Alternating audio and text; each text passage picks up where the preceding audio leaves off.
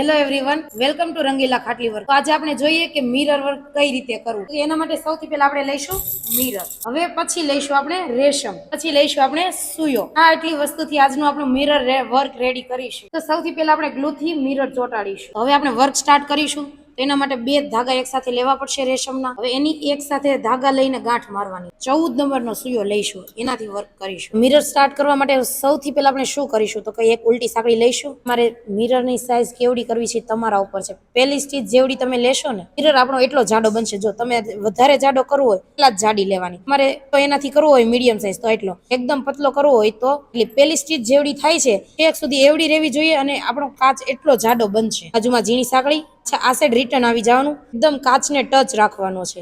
કાચની જાડાઈ કેટલી થઈ છે એક સુધી આપણો કાચ એટલો જાડો રહેશે. પહેલી સ્ટીચ તમે જેવડી લ્યો છો એક સુધી એવડું આપણું વર્ક બનશે. ધાર કમ્પ્લીટ થતી જાય છે, મતલબ આપણો ધ્યાન રાખવાનું કે મિરર ને ટચ લેવાનું છે. તમે આ સાઈડ અહીંયા દૂર લેશો ને જાડો થતો જશે અને ફિનિશિંગ વિખાઈ જશે. કાચને ટચ પાછળ લ્યો છો ત્યારે પણ અને આપણે અહીંયા આગળ લઈએ છીએ તો છે ને એકદમ લૂઝ રાખવાનો. ટાઈટ રાખશો ને તો એમાં ચીપટી આવતી જશે. કાચમાં વી, કાચ આપણને દેખાતો નથી કે આપણો કાચ કવર થઈ ગયો છે.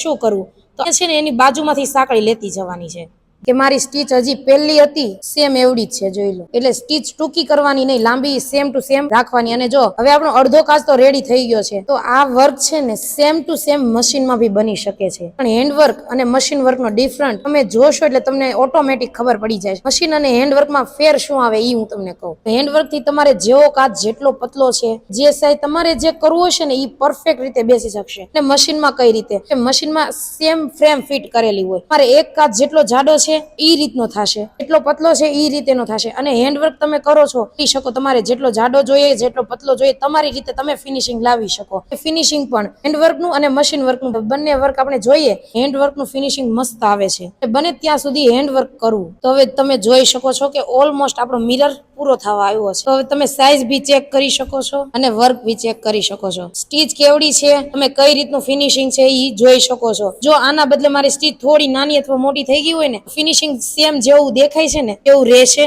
નહીં. તમે બહુ ધ્યાન રાખવું પડે. આ ચોરસ મિરર જેવું ના આવે. આમ તમને જોવામાં ઈઝી લાગે છે. હવે જો અહીંયા પૂરો થવા આવ્યો છે મિરર, બંધ નથી થઈ જવાનું, થોડુંક આગળ સુધી ચાલવાનું છે. એનું રીઝન છે તમે આગળ સુધી નહીં ચાલો ને, હવે જો ત્યાં જ પૂરો કરી દે તો છે ને જગ્યા રહેત અને કમ્પ્લીટ મિરર દેખાત નહીં, ફિનિશિંગ નો આવે. આપણે થોડે દૂર સુધી ચાલવાનું છે. તો અહીંયા આપણો મિરર થઈ ગયો છે કમ્પ્લીટ. હવે અહીંયા ડબલ ગાંઠ મારીશું આપણે. તો આ રેડી થઈ ગયો છે આપણું મિરર વર્ક. હવે આ રીતે તમે અલગ અલગ શેપના બધા મિરર કરી શકો છો. કસબમાં અને રેશમમાં બંનેમાં રાઉન્ડ છે, સ્ક્વેર છે, ત્રિકોણ છે, લંબચોરસ છે, કાજુ કતરી બધી સાઈઝના મિરર તમે કરી શકો છો.